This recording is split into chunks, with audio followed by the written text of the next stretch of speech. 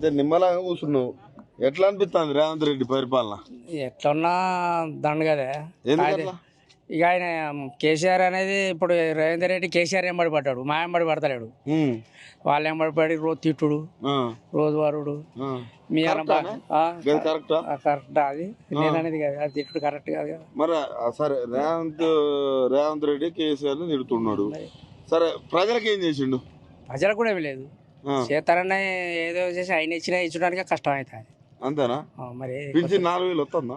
Pension 4,000 ఎక్కడ, గది అప్పుడు చేసినాయి గైనే చేసినాయి వస్తాను.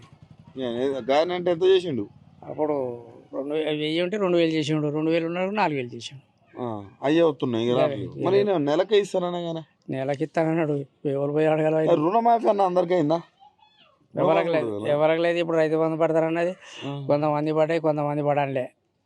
అవి 3 ఎకరాల వరకే పడ్డాయి. ఇక మళ్ళీ మిగతా ఏది లేదు. అంతకుముందు మొత్తం పడ్డాయి. మళ్ళా టైం ప్రకారం పడ్డాయి. ఇప్పుడు ఏది లేదు. మరి ఎట్లా రేవంత్ రెడ్డి ఏమో నేను రుణమాఫీ చేస్తున్నా, రైతు పక్షపాతిని, బోనస్ ఇస్తానా, అదేవిధంగా వీళ్ళకు ఏది రైతు బంధు ఇస్తున్నా, రైతు బంధు కూడా ఇంకెక్కువ ఇస్తున్నా, అవన్నీ మాటలు చెప్తున్నాడు. మరి ఆయన అక్కడనే మాటలు నడుస్తాయి.